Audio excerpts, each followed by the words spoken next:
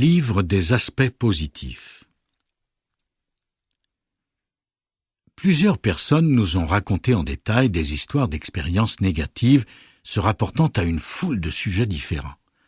Après nous avoir expliqué leurs difficultés, elles nous demandaient « Pensez-vous que je devrais mettre fin à cette relation ?» Ou bien « Croyez-vous que je devrais quitter cet emploi et en chercher un autre ?» Nous avons souvent convenu avec elles qu'il s'agissait là d'une façon de sortir de leur situation négative. Vous éloigner physiquement de ceux avec quoi vous êtes en désaccord peut vous apporter un soulagement immédiat. Toutefois, l'action physique n'est pas suffisante en soi, car ce n'est pas elle qui vous a amené à ce point de rupture, mais bien vos pensées et vos émotions. Si vous mettez fin à une relation ou posez un geste en raison de la négativité à laquelle vous faites face, vous ne cesserez jamais de fuir des situations semblables et n'aurez nulle part où aller. Toute chose comporte des aspects positifs et négatifs, et c'est ce qui offre un parfait équilibre pour la liberté de choix, la croissance et la joie. Bien que votre décision puisse être en définitive de rompre la relation, de trouver un nouvel emploi ou même de déménager, il est extrêmement important que vous ne fassiez pas cela à partir d'une perspective entièrement centrée sur les aspects négatifs.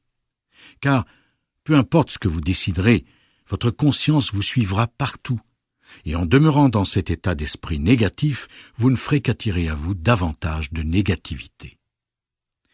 Il est aussi fréquent qu'au moment de prendre une telle décision, vous passiez beaucoup de temps à tenter de la défendre ou de la justifier, et que, ce faisant, vous éprouviez des émotions négatives.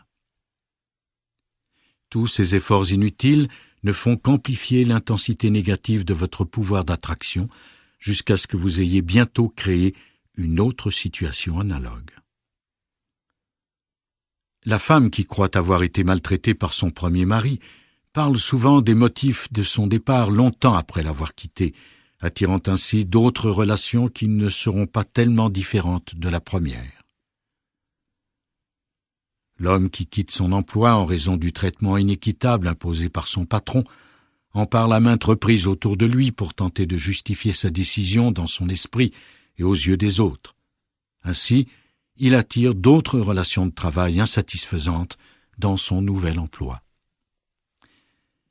Nous vous encourageons, avant de prendre une telle décision, à vous donner le temps de passer en revue les aspects positifs de cette expérience. De cette façon, vous vous sentirez mieux et changerez la nature de ce que vous attirerez ensuite. Si vous faites cela, il est possible que votre état d'esprit s'améliore tellement qu'il ne vous paraisse plus nécessaire de partir. Mais si vous partez tout de même, votre situation suivante sera toujours meilleure puisque vous n'accorderez plus d'attention à ce qui n'allait pas auparavant.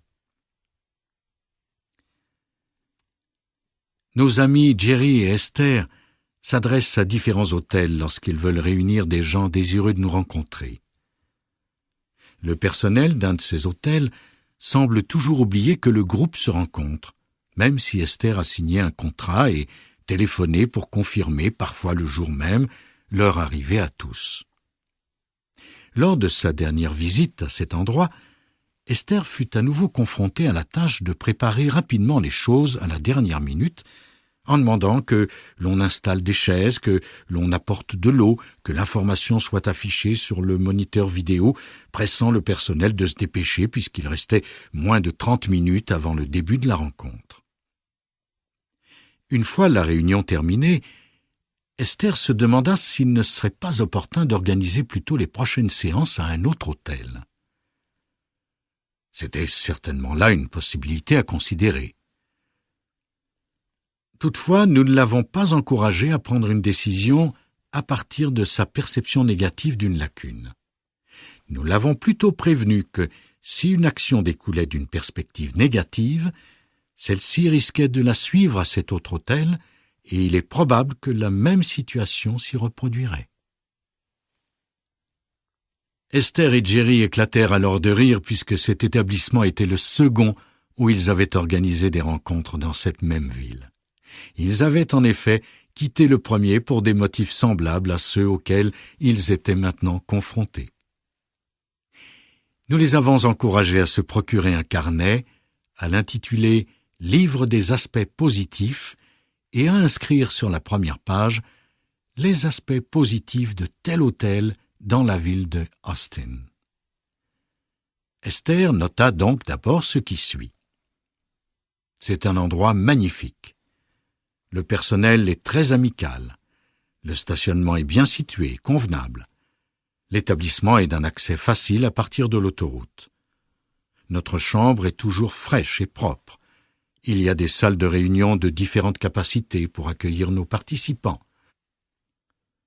Nous pouvons utiliser une fort jolie suite pour des rencontres et pour y dormir.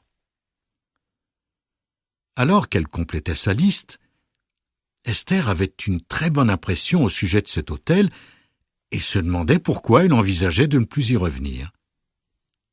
En accordant son attention aux aspects positifs, elle avait cessé de ne penser qu'aux aspects négatifs. Ayant ainsi changé ses pensées, ses sentiments en avaient été transformés et de ce fait, son point d'attraction n'était plus le même. Prenez le temps de bien saisir le principe de la loi d'attraction selon lequel vous attirez à vous l'objet de votre attention et, qu'en éprouvant une émotion négative, vous créez de la résistance par rapport à ce que vous désirez. Il devient alors facile de réaliser pourquoi il est important de prendre le temps de focaliser délibérément votre attention sur ce qui crée un sentiment positif en vous. L'exercice suivant vous aidera à créer consciemment un état d'être favorable au maintien d'un point d'attraction positif. Procurez-vous un carnet de notes et écrivez sur la page couverture en caractères gras « Livre des aspects positifs ». Le but premier de ce carnet est de vous aider à créer rapidement en vous un bon feeling et par là même un point d'attraction positif. Mais il comporte plusieurs autres avantages puisque le fait de consigner chaque jour par écrit divers aspects positifs remarqués à propos d'anciens et de nouveaux sujets contribuera à maintenir en vous un sain équilibre. En outre, en prenant ainsi note d'éléments relatifs à certains aspects de votre vie, cela déteindra sur d'autres aspects de votre existence. Et comme vous vous sentirez mieux la plupart du temps, un plus grand nombre de choses que vous aimez afflueront tout doucement vers vous. Beaucoup de choses souhaitées, mais bloquées auparavant par des pensées négatives, suscitant de la résistance sous forme d'émotions négatives, viendront facilement à vous. L'équilibre de vos pensées et de vos sentiments passera d'une prédominance négative à une prédominance positive. Vous découvrirez bientôt que, peu importe l'état émotionnel de votre monde, de votre économie ou même de vos collègues de travail ou de vos proches à la maison, vous demeurerez dans un équilibre plus positif. Et conformément à la loi d'attraction, les bienfaits de cet état commenceront alors à se manifester immédiatement dans votre vie. Cette méthode n'a pas pour but de transformer quoi que ce soit de négatif en quelque chose de positif. Elle vise essentiellement à diriger votre attention sur ce qui est positif et, ce faisant, à vous détourner de ce qui est négatif. Lorsque vous aurez réussi à détourner votre attention des aspects négatifs d'une situation, ils cesseront de faire partie de votre expérience. Entamez chaque page de votre livre des aspects positifs avec un nouveau sujet. Écrivez ce qui vous vient tout naturellement. Cette démarche ne doit pas s'avérer laborieuse.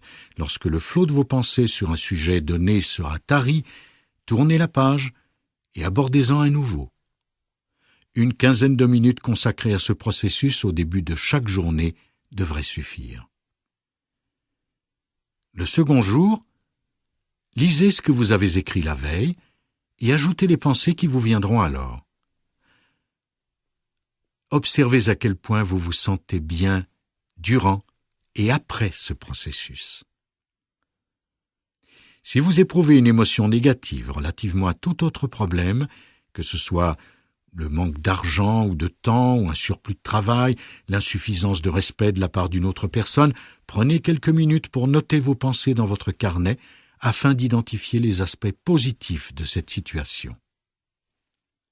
Poursuivez ce travail durant une semaine complète, en lisant chaque jour ce que vous avez écrit auparavant et en y ajoutant quelques réflexions additionnelles. À la fin de la première semaine, mettez votre carnet de côté et achetez-vous-en un autre. Encore une fois, écrivez sur la couverture de votre carnet « Livre des aspects positifs ».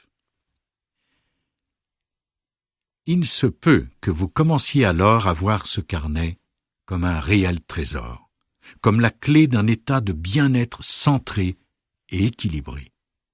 Grâce à ce carnet, vous vous situez délibérément dans un état d'esprit positif pour ainsi attirer à vous de bonnes choses.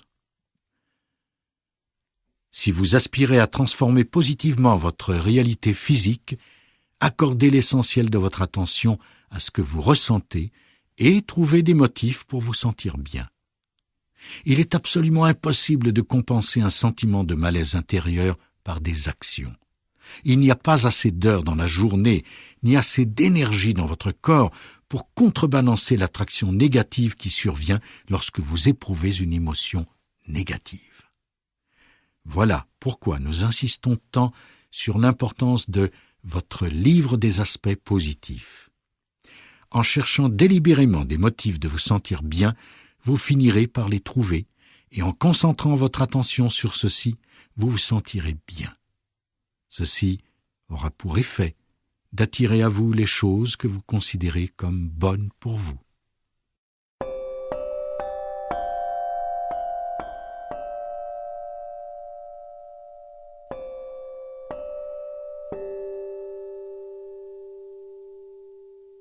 Plusieurs de nos amis physiques essaient de comprendre le rôle de leurs actions dans ce processus de création, car il va de soi que vous êtes des êtres physiques et que les actions jouent un rôle important dans votre vie. Vous prenez constamment des décisions à propos du meilleur usage possible de votre temps en vous demandant « Que dois-je faire ?» Nous n'essayons pas de vous détourner de l'action, ni de vous laisser croire que vos actions n'ont aucune importance. Nous désirons seulement vous faire comprendre que l'action en soi n'est guère puissante ni efficace et que toute action opposée à une émotion négative n'a virtuellement aucun pouvoir. Lorsque vous posez une action inspirée par un désir positif, celle-ci augmente votre pouvoir créateur et suscite en vous un sentiment agréable. Elle se déroule dans la joie. Mais, quand une action est le résultat de votre crainte des conséquences négatives qui s'en suivront si vous ne la faites pas, alors elle vous laisse un sentiment désagréable.